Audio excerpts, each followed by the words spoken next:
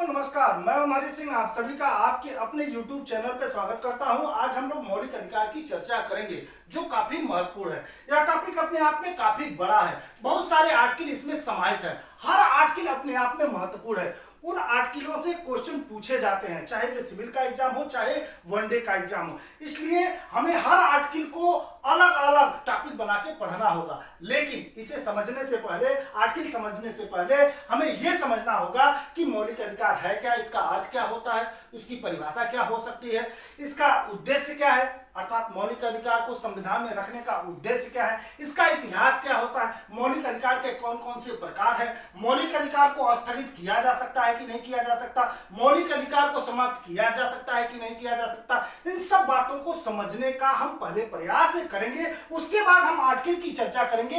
एक एक आर्टिकल अर्थात आर्टिकल 12 से लेकर 35 तक हर आर्टिकल को एक एक टॉपिक बना के समझने का प्रयास करेंगे। तो आइए देखते हैं कि मौलिक अधिकार है क्या। जहां तक मौलिक अधिकार का प्रश्न है, मौलिक अधिकार भारतीय संविधान के भाग 3 में स्थापित किया गया है। कहां पे स्थापित किया गया है? भाग 3 में स्थापित किया गया है। अगर हम अनुच्छेद की बात करें तो आर्टिकल 12 से लेकर 35 तक मौलिक अधिकारों का वर्णन करता है, अर्थात मौलिक अधिकारों का उल्लेख करता है। कहां से कहां तक? 12 से लेकर 35 तक। बहुत लोग कंफ्यूज में रहते हैं कि मौलिक अधिकार की चर्चा या मौलिक अधिकारों की बात 14 से लेकर 32 तक किया गया है। 14 से लेकर कहां तक? 32 तक किया गया है। ये अपने आप में क्या है? गलत है। मौलिक अधिकार का उल्लेख कहां से कहां तक है?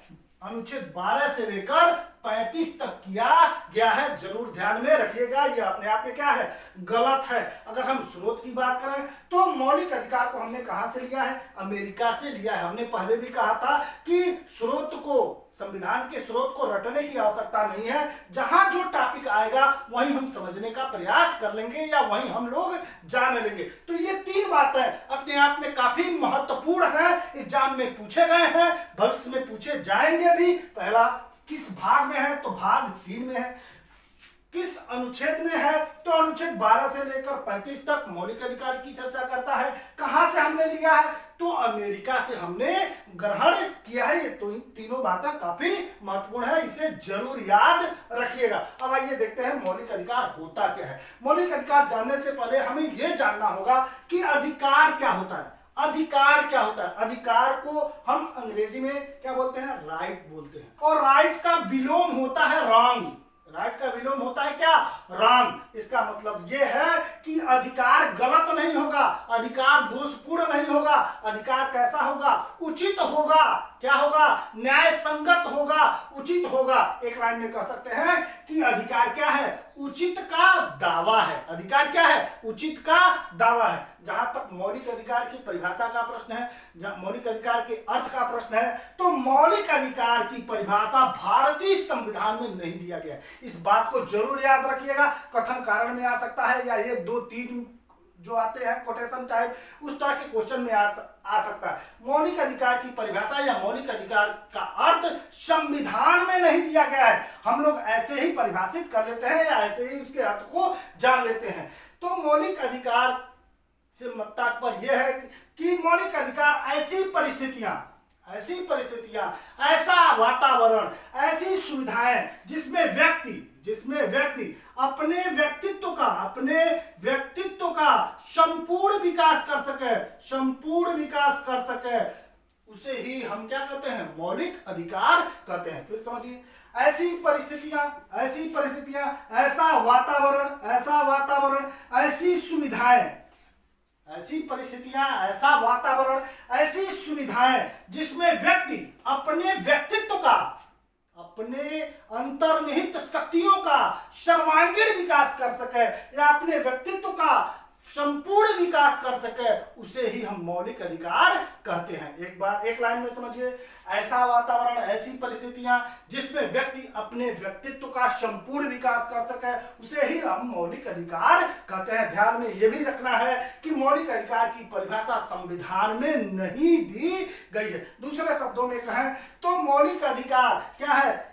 एक प्रकार का नैसर्गिक अधिकार है, प्राकृतिक अधिकार है। मौलिक अधिकार क्या है? एक प्रकार का प्राकृतिक अधिकार है जो मानव को मानव होने के नाते दिया गया है। एक बार फिर समझिए, मौलिक अधिकार क्या है? प्राकृतिक अधिकार है, नैसर्गिक अधिकार है, एक ही बात है, प्राकृतिक अधिकार है, नैसर्गिक अधिकार है, जो मानव को मानव होने के नाते दिया गया है, जो क्या करता है, मानव को पशुवत जीवन से ऊपर उठाता है, मानव को क्या करता है, पशुवत जीवन से ऊपर उठाता है और मानव गरिमा के साथ जीवन जीने का अधिकार प्रदान करता है। तो मौलिक अधिकार प्राकृतिक अधिकार है या नैसर्गिक अधिकार है, जो मानव को मानव होने के नाते दिया गया है, जिससे व्यक्ति पशुवत जीवन से ऊपर उठता है, साथ साथ मानव गरिमा के साथ सम्मान के साथ जीवन जीने का अधिकार प्रदान करता है। एक अगर ये भी परिभाषा ना समझ में आए, ये भी ना समझ में आए, तो एक लाइन में समझिए, ऐसे अधिकार जिसे संविधान में समाहित किए गए हो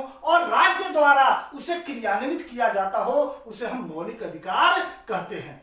क्या?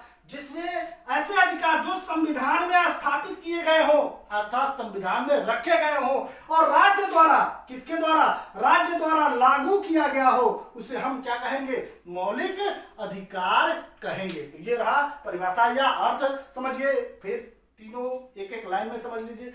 एक लाइन में मौलिक अधिकार की परिभाषा भारतीय संविधान या किसी आर्टिकल में नहीं दिया गया है, न तो अर्थ दिया गया है, न तो परिभाषा दिया गया है। हम सामान्य तरीके से परिभाषित करते हैं कि मौलिक अधिकार ऐसी परिस्थितियां हैं जिसमें व्यक्ति अपने व्यक्तित्व का सर्वांगीण विकास कर सकता है या व्यक्ति अपने अंतर्निहित शक्तियों का संपूर्ण विकास कर सकता है। ऐसी परिस्थितियों को ही हम क्या कहते हैं, ऐसी सुविधाओं को ही, ऐसे पर्यावरण को, ऐसे वातावरण को ही हम मौलिक अधिकार कहते हैं। दूसरा, मौलिक अधिकार एक प्रकार का प्राकृतिक अधिकार है, नैसर्गिक अधिकार है, जो मानव को मानव होने के नाते दिया गया है, जो पशुवत जीवन से ऊपर उठाता है, मानव को पशुवत जीवन से ऊपर उठाता है और सम्मान पूर्वक या मानव गरिमा के साथ जीवन जीने का अधिकार प्रदान करता है। एक लाइन में और भी समझ सकते हैं, ऐसे अधिकार जो संविधान में स्थापित किए गए हों और राज्य द्वारा उसे क्रियान्वित या लागू किया जाता है, उसे भी हम मौलिक अधिकार कह सकते हैं। तो ये रहा परिभाषा। उद्देश्य क्या है, मौलिक अधिकार का उद्देश्य क्या है? मौलिक अधिकार को संविधान में रखने का उद्देश्य यह है कि राज्यों पर, किस पे, राज्यों पर बंधन लगाकर, बंधन से मतलब है प्रतिबंध, बैन, राज्यों पर बंधन लगाकर क्या करना है, मर्यादित शासन स्थापित करना है, मर्यादित शासन स्थापित करना है, अर्थात विधि का शासन स्थापित करना है, विधि का शासन स्थापित करना है। ध्यान रखिए, मौलिक अधिकार को संविधान में रखने का उद्देश्य यह है कि व्यक्तियों को अधिकार दिया जा रहा है, तो जब व्यक्तियों को अधिकार दिया जाएगा तो राज्यों पे प्रतिबंध लगाया जाएगा। तो इसका उद्देश्य ही यही है कि राज्यों पर बंधन लगाकर, राज्यों पर प्रतिबंध लगाकर, राज्यों पर बैन लगाकर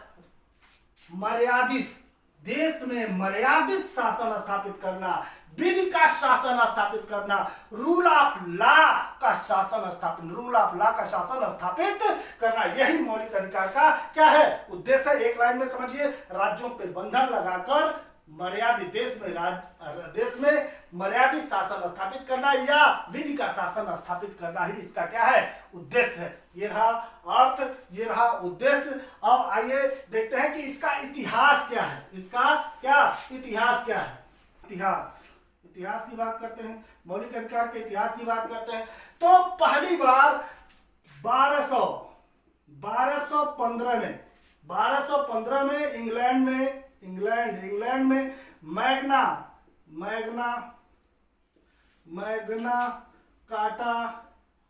कार्टा चार्टर द्वारा सम्राट जॉन ने अपने नागरिकों को कुछ अधिकार प्रदान किया। इतिहास की बात कर रहे हैं तो 1215 में इंग्लैंड में मैग्ना कार्टा चार्टर द्वारा सम्राट जॉन ने अपने नागरिकों को कुछ अधिकार प्रदान किया और यही अधिकार मौलिक अधिकार कहा गया।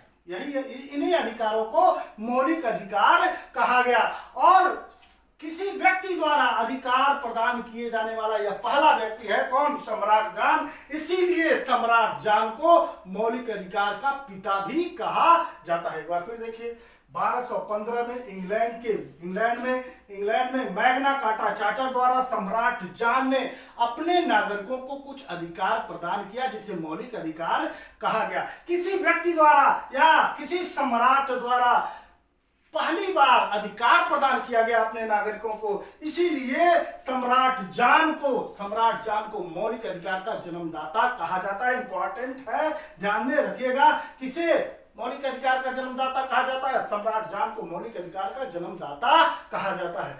आगे 1789 में अमेरिका में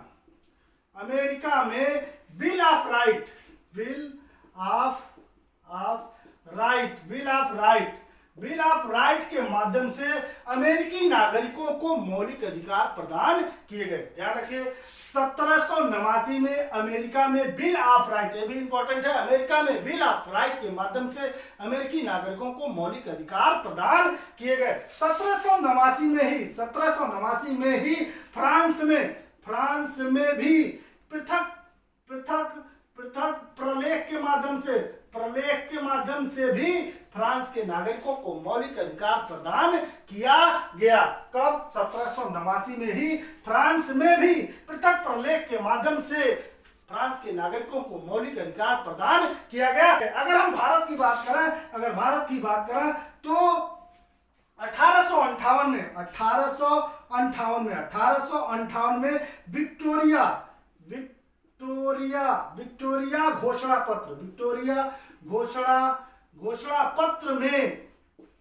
विक्टोरिया घोषणा पत्र के माध्यम से भारत में मौलिक अधिकार को लागू करने की बात की गई। कहां पे? 1858 के विक्टोरिया घोषणा पत्र में भारत में मौलिक अधिकार लागू करने की बात की गई, लेकिन यह लागू नहीं हो सका। ध्यान में जरूर रखिएगा, 1858 के विक्टोरिया घोषणा पत्र में मौलिक अधिकार लागू करने की बात की गई थी, लेकिन यह लागू नहीं हो सका। आगे बात करें तो 1925 में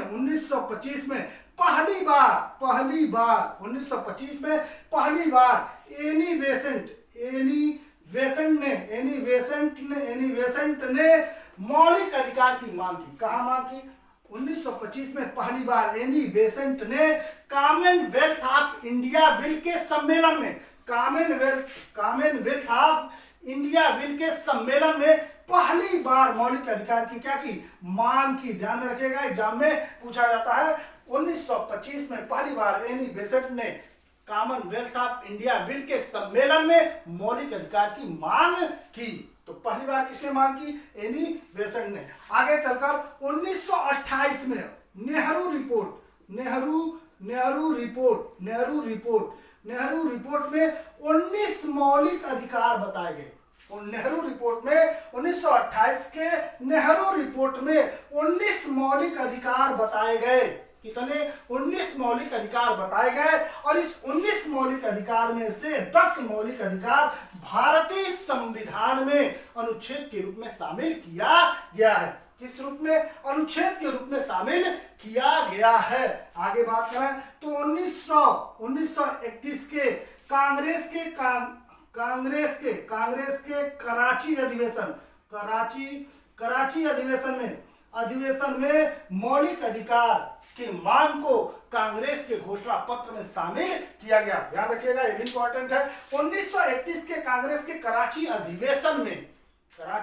अधिवेशन में मौलिक अधिकार की मांग को कांग्रेस के घोषणा पत्र में रखा गया। कहां पे रखा गया? घोषणा पत्र में रखा गया कि हम भी मौलिक अधिकार की क्या कर रहे हैं? मांग कर रहे हैं। लेकिन पहली बार मांग किसने किया था? एनी बेसेंट ने। यहाँ पे कांग्रेस ने कराची अधिवेशन में कहा कि हम अपने घोषणा पत्र में मौलिक अधिकार की मांग को शामिल कर रहे हैं, अर्थात घोषणा पत्र में मौलिक अधिकार की मांग को शामिल किया गया। इसका प्रारूप जवाहरलाल नेहरू ने बनाया, और इस अधिवेशन में उस प्रारूप को या उस प्रारूप के प्रस्ताव को जवाहरलाल नेहरू ने रखा भी। अर्थात मौलिक अधिकार के घोषणा पत्र के प्रारूप को किसने बनाया? जवाहरलाल नेहरू ने बनाया, और उस प्रारूप को कराची के अधिवेशन में किसने रखा? जवाहरलाल नेहरू ने ही रखा। लेकिन इस कराची अधिवेशन की अध्यक्षता सरदार वल्लभ भाई पटेल कर रहे थे। ध्यान में जरूर रखिएगा इन सब बातों को। एक बार फिर देख लेते हैं आगे, उसके बाद देखेंगे हम लोग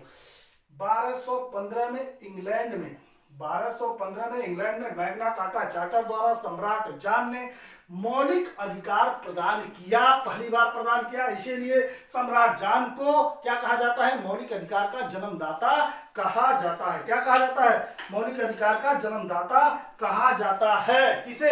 सम्राट जॉन को।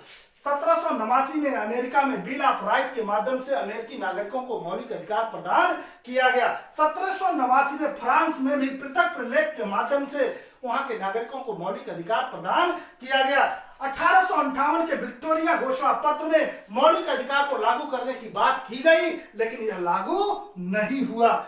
1925 में पहली बार एनी बेसेंट ने मौलिक अधिकार की मांग की। कहां पे की? कॉमनवेल्थ ऑफ इंडिया बिल के सम्मेलन में मौलिक अधिकार की मांग पहली बार एनी बेसेंट ने किया। इंपॉर्टेंट है, ध्यान में जरूर रखिएगा। 1928 में नेहरू रिपोर्ट में 19 मौलिक अधिकार स्थापित किए गए थे।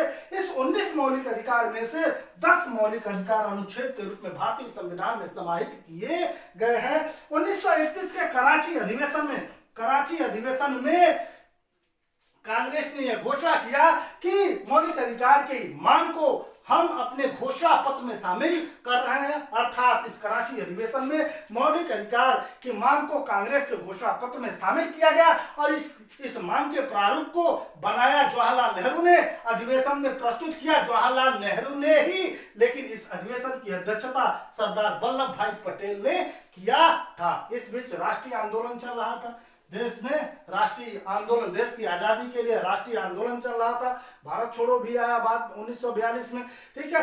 इस राष्ट्रीय आंदोलन के दौरान भारतीय नेताओं ने जनता से वादा किया, भारतीय जनता से क्या किया? वादा किया कि अगर आप इन आंदोलनों का समर्थन करेंगे, इन आंदोलनों में शामिल होंगे तो देश आजाद होगा, और जब देश आजाद होगा तो बहुत सारे अधिकार आपको प्राप्त होंगे, जिसमें मौलिक अधिकार को भी आपको दिया जाएगा। और जनता ने इन आंदोलनों का क्या किया? समर्थन किया। और जब देश आजाद हुआ या संविधान बनने लगा तो भारतीय नेताओं ने सोचा कि हमने वादा किया था कि जब देश आजाद होगा या जब हम संविधान बनाएंगे तो क्या करेंगे? भारतीय लोगों को या भारतीय जनता को, भारतीय नागरिकों को क्या करेंगे? मौलिक अधिकार प्रदान करेंगे। जो वादा किया था उसे अब निभाना था, क्योंकि जो वादा किया है उसे निभाना पड़ेगा। इसके लिए बहुत सारी समितियां बनी, शत्रु समिति बनी, अन्य मेमोरेंडम स्थापित किए गए, लेकिन कोई फायदा नहीं हुआ। अंत में इन अधिकारों पर चर्चा करने के लिए, विचार विमर्श करने के लिए जेबी कृपलानी की अध्यक्षता में मौलिक अधिकार उप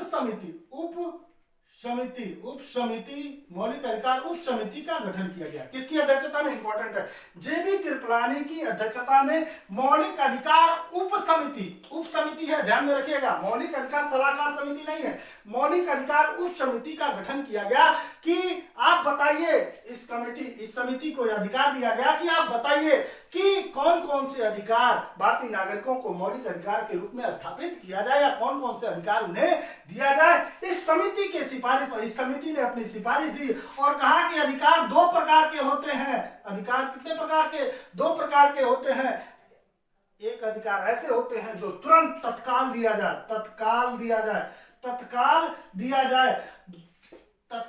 और कुछ अधिकार ऐसे हैं जो भविष्य में दिया जाएगा।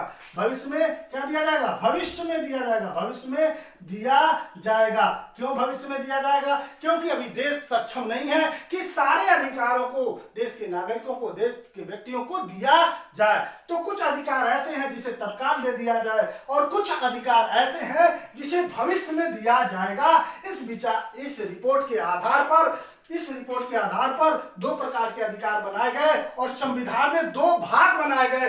भाग 3 में मौलिक अधिकार बनाया गया, मौलिक अधिकार दिया गया भाग 3 में, और भाग 4 स्थापित करके नीति निर्देशक तत्व स्थापित किया गया। नीति निर्देशक तत्व स्थापित किया गया। ये भी अधिकार है, ये भी अपने आप में अधिकार है। अर्थात जिसे मौलिक अधिकार भाग 3 में स्थापित किया गया, जिसे तत्काल दे दिया गया, इन अधिकारों को, जिन जिन अधिकारों को मौलिक अधिकार में रखा गया उन्हें भारतीय नागरिकों को तत्काल दे दिया गया। और भाग 4 में जिन अधिकारियों को रखा गया उसे कहा गया नीति निर्देशक तत्व होगा। इसे हम भविष्य में देते रहेंगे। जैसे देश सक्षम होगा, जैसे देश शक्तिशाली होगा, संसाधन उसके पास संसाधन से शक्तिशाली होगा, अन्य माध्यम से शक्तिशाली होगा, जैसे जैसे शक्तिशाली होगा देश, हम समय समय पर इसे देते रहेंगे। तो ध्यान में रखिएगा, राष्ट्रीय आंदोलन के दौरान भारतीय नेताओं ने भारतीय जनता से, भारतीय नागरिकों से वादा किया था कि हम नागरिकों को मौलिक अधिकार देंगे। उन वादे को निभाने के लिए जेबी कृपलानी की अध्यक्षता में मौलिक अधिकार उप समिति का गठन किया गया। और उप समिति ने, यह मौलिक अधिकार उप समिति ने बताया कि अधिकार 2 प्रकार के होते हैं। कुछ अधिकार तत्काल दे दिया जाए और कुछ अधिकार भविष्य में दिया जाएगा। जैसे भारत सक्षम होगा भविष्य में देता रहेगा। और इसी आधार पर संविधान में भाग 3 और 4 स्थापित किए गए। भाग 3 में मौलिक अधिकार स्थापित किया गया, जिसे तत्काल दे दिया गया। मौलिक अधिकारों को तत्काल दे दिया गया क्योंकि यह न्यायालय द्वारा परिवर्तनीय है, तुरंत लागू कर दिया गया। जबकि भाग 4 में नीति निर्देशक तत्व स्थापित किया गया। यह भी अपने आप में अधिकार है, लेकिन भविष्य में हम देते रहेंगे। जैसे देश सक्षम होगा हम देते रहेंगे। ये तो रहा कंसेप्ट की बात। हमारा मानना है जिन जिन अधिकारों पे पैसा नहीं लगना था, हमारा व्यक्तिगत विचार है, जिन जिन अधिकारों पर पैसा नहीं लगना था उसे मौलिक अधिकार बना दिया गया। जिन जिन अधिकारों पर पैसा नहीं लगना था उसे मौलिक अधिकार बना दिया गया। और जिन जिन अधिकारों पर पैसे की आवश्यकता थी उसे नीति निर्देशक तत्व बना दिया गया। कैसे? मौलिक अधिकार 14 में दिया गया है, विधि के समक्ष समता, विधि के समक्ष समान हो। कौन कह रहा है विधि के समक्ष असमान होगा? सबके लिए विधि समान होगा, सब विधि का शासन होगा। तो विधि का शासन में कोई पैसा लगना है? नहीं। ठीक है। अवसर की समानता होगी, सब कह रहे हैं अवसर की समानता होगी, पैसा लगना है? नहीं। फिर कहा गया उपाधियों का अंत किया जाए। 18 में कहा गया उपाधियों का अंत किया जाए। तो उपाधियां, पैसा लगना है, अंत हो गया। ठीक है। बोलने का अधिकार 19 में, बोलने का अधिकार, बोलते रहिए, पैसा लगना है, सरकार का पैसा लगना है? नहीं, मौलिक अधिकार बना दिया गया। धर्म की स्वतंत्रता का अधिकार, जितना धर्म मनाना हो, जिस भगवान को मनाना हो, जिसकी पूजा करना हो, आप पूजा करते रहिए, पैसा लगना है, देश का पैसा लगना है, आपका खुद का पैसा लगेगा। तो हमारा मानना है जिन जिन अधिकारों पर पैसे की आवश्यकता थी, पैसे की आवश्यकता नहीं थी, अर्थात जिन अधिकारों पर पैसे की आवश्यकता नहीं पड़ती उसे मौलिक अधिकार बना दिया गया। और जिन अधिकारों पर पैसे की आवश्यकता पड़ती उसे क्या बना दिया गया? नीति निर्देशक तत्व बना दिया गया, जिसे हम भविष्य में देते रहेंगे। ठीक है। ये रहा मौलिक अधिकार का इतिहास। कुछ फैक्ट पॉइंट है जो एग्जाम के दृष्टि से इंपॉर्टेंट है, उसे भी समझ लेते हैं। बहुत इंपॉर्टेंट है एग्जाम की दृष्टि से, उसे भी समझ लेते हैं। पहला, कुछ मौलिक अधिकार या मूल अधिकार, कुछ मूल अधिकार केवल नागरिकों को दिया गया है, केवल भारतीय नागरिकों को दिया गया है, भारतीय नागरिकों को दिया गया है। जैसे 15, 16, 19, 29, 30 ऐसे कुछ फैक्ट पॉइंट है, इंपॉर्टेंट है, जरूर समझिए। कुछ मौलिक अधिकार या कुछ मूल अधिकार केवल भारतीय नागरिकों को दिया गया, अर्थात भारत के मूलतः नागरिक हैं उन्हें ही दिया जाएगा, विदेशी नागरिक को प्राप्त नहीं होगा। वे कौन कौन से हैं? 5 आर्टिकल हैं। 15 में दिया गया अधिकार किसे प्राप्त होगा? केवल भारतीय नागरिकों को प्राप्त होगा। 16 में, 19 में, 29 में, 30 में, इन 5 आर्टिकल में जो भी अधिकार दिए गए हैं वो केवल और केवल भारतीय नागरिकों को ही प्राप्त होगा, विदेशी नागरिकों को प्राप्त नहीं होगा। दूसरा, अगला पॉइंट, अनुच्छेद 17 में दिया गया अधिकार अपने आप में पूर्ण अधिकार है। क्या है? पूर्ण अधिकार है। अनुच्छेद 17 में क्या है, अस्पृश्यता की अंत की बात की गई है। अस्पृश्यता अस्पृश्यता अस्पृश्यता के अंत की बात की गई है। क्या क्या क्या बात किया गया है, अस्पृश्यता के अंत की बात की गई है। तो अनुच्छेद 17 में दिया गया अधिकार अपने आप में पूर्ण अधिकार है, पूर्ण अधिकार है, इसका कोई अपवाद नहीं है, इसका कोई बचाव नहीं है। अर्थात अस्पृश्यता में छुआछूत, अस्पृश्यता से मतलब है छुआछूत, अगर छुआछूत में किसी व्यक्ति को पकड़ा जाता है तो कोई बचाव नहीं होगा, कोई अपवाद नहीं होगा, दंड दिया ही जाएगा। यहां तक कि अगर अस्पृश्यता में पकड़े जाते हैं तो आप चुनाव नहीं लड़ सकते, यहां तक कि कठोर सजा है। ठीक है, तो अनुच्छेद 17 अपने आप में क्या है, पूर्ण अधिकार है, एकमात्र ऐसा मौलिक अधिकार है जो अपने आप में पूर्ण अधिकार है, इसका कोई अपवाद नहीं है, इसे भी ध्यान में रखिएगा। अगला इंपॉर्टेंट पॉइंट, अनुच्छेद 18, अनुच्छेद 18 निर्देशात्मक अधिकार है, निर्देशात्मक निर्देशात्मक निर्देशात्मक अधिकार है, निर्देशात्मक अधिकार है। अनुच्छेद 18 अपने आप में क्या है, निर्देशात्मक अधिकार है। क्या कहा गया है इसमें, उपाधियों का अंत, उपाधियों का क्या किया गया है, अंत किया गया है। इसमें उपाधियों का क्या किया गया है, अंत किया गया है। अर्थात निर्देश दिया गया है कि राज्य उपाधि प्रदान नहीं करेगा। ये अपने आप में क्या है, निर्देशात्मक अधिकार है, ये भी इंपॉर्टेंट है, जरूर ध्यान में रखिएगा। और अगला फैक्ट पॉइंट है, कुछ ऐसे मूल अधिकार हैं, कुछ मूल अधिकार क्या है, मूल अधिकार क्या है, सकारात्मक है, सकारात्मक है, सकारात्मक है। कुछ मौलिक अधिकार क्या है, अपने आप में क्या है, सकारात्मक है, सकारात्मक है। जैसे जैसे अनुच्छेद 19, अनुच्छेद 25, अनुच्छेद 29, अनुच्छेद 30, अनुच्छेद 32, ये कुछ मौलिक अधिकार हैं जो सकारात्मक है। सकारात्मक से मतलब है जहां कुछ किया जाता है उसे हम सकारात्मक बोलते हैं। कुछ ही मौलिक अधिकार हैं जो अपने आप में क्या है, सकारात्मक है, इंपॉर्टेंट है, कई बार एग्जाम में पूछा गया है, ध्यान में जरूर रखिएगा। 19 ये भी 5 आर्टिकल है, 19, 25, 29, 30 और 32 अपने आप में क्या है, सकारात्मक मौलिक अधिकार है। बाकी अन्य मौलिक अधिकार, जो भी मौलिक अन्य अधिकार बचते हैं, इन 5 आर्टिकलों के बाद सब अपने आप में क्या है, नकारात्मक है। बाकी अन्य मौलिक अधिकार क्या है, नकारात्मक है, नकारात्मक है। अर्थात हम कह सकते हैं कि मौलिक अधिकार अपने प्रकृति के अनुसार क्या है, नकारात्मक। एक लाइन में अगर आए मौलिक अधिकार कैसा है, सकारात्मक है या नकारात्मक है, तो मौलिक अधिकार अपने आप में क्या है, नकारात्मक है। अपने प्रकृति के अनुसार क्या है, प्रकृति के अनुसार नकारात्मक है। क्योंकि अधिकतर मौलिक अधिकार क्या है, नकारात्मक है। कुछ ही मौलिक अधिकार सकारात्मक है, अधिकतर मौलिक अधिकार क्या है, नकारात्मक है। इसलिए अपने प्रकृति के अनुसार मौलिक अधिकार अपने आप में क्या है, नकारात्मक है। यह मौलिक अधिकार, अगला पॉइंट है, राज्य के विरुद्ध है, राज्य के क्या है, विरुद्ध है या राज्य के विरुद्ध संरक्षण प्राप्त है या राज्य के विरुद्ध गारंटी है, राज्य के विरुद्ध गारंटी है। ये तीनों शब्द इंपॉर्टेंट है। मौलिक अधिकार राज्य के विरुद्ध संरक्षण प्राप्त है। मौलिक अधिकार किसके विरुद्ध दिया गया है, राज्य के विरुद्ध दिया गया है।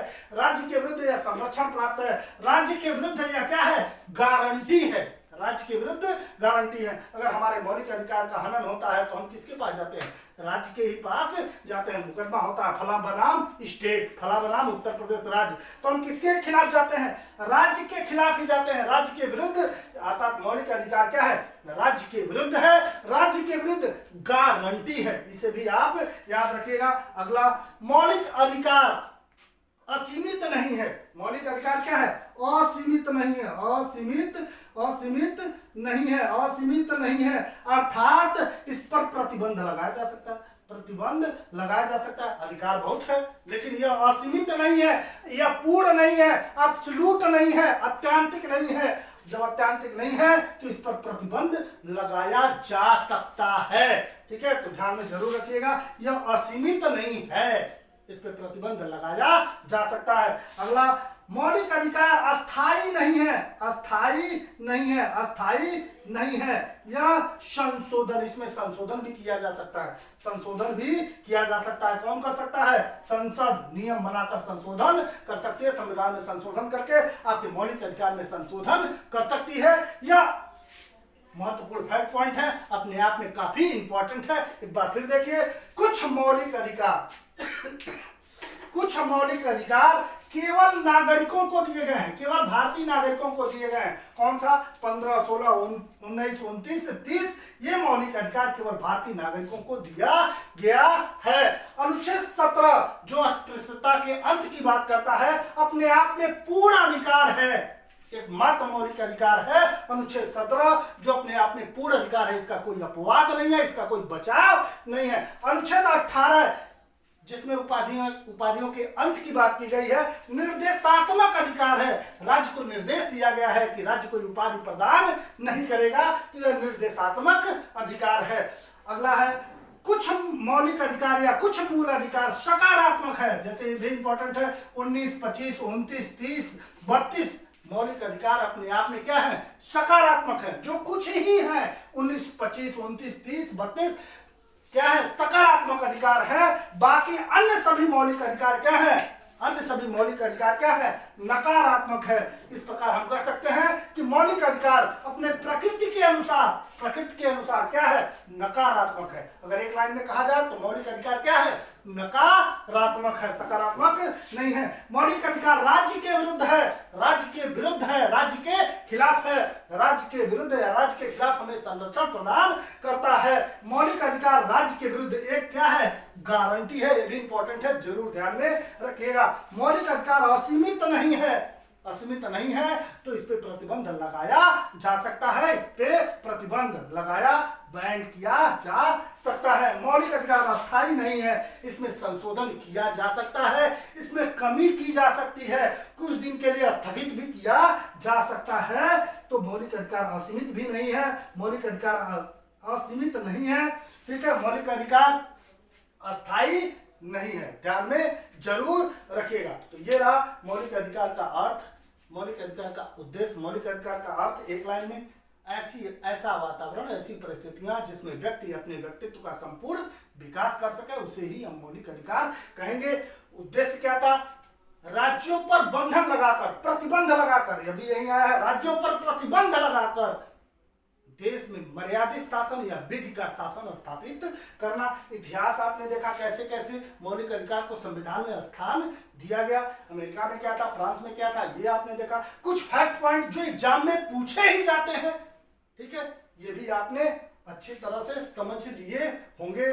दोस्तों, अगर ये लेक्चर आपको अच्छा लगा हो तो लाइक करिए, शेयर करिए, चैनल को सब्सक्राइब करिए, बेल आइकन को दबाइए, जिससे लेटेस्ट वीडियो की जानकारी मिल सके। अगले लेक्चर में हम लोग बात करेंगे मौलिक अधिकार के प्रकार कौन कौन से हैं। तो 6 प्रकार हैं, समान रूप से एक एक लाइन में समझेंगे और समझने का प्रयास करेंगे कि क्या मौलिक अधिकार को स्थगित किया जा सकता है, क्या मौलिक अधिकार को निलंबित किया जा सकता है, क्या मौलिक अधिकार को समाप्त किया जा सकता है, या कौन कौन सी ऐसी परिस्थितियां हैं जिसमें मौलिक अधिकार स्थगित या निलंबित किए जा सकते हैं। समझने का प्रयास करेंगे। बहुत बहुत धन्यवाद।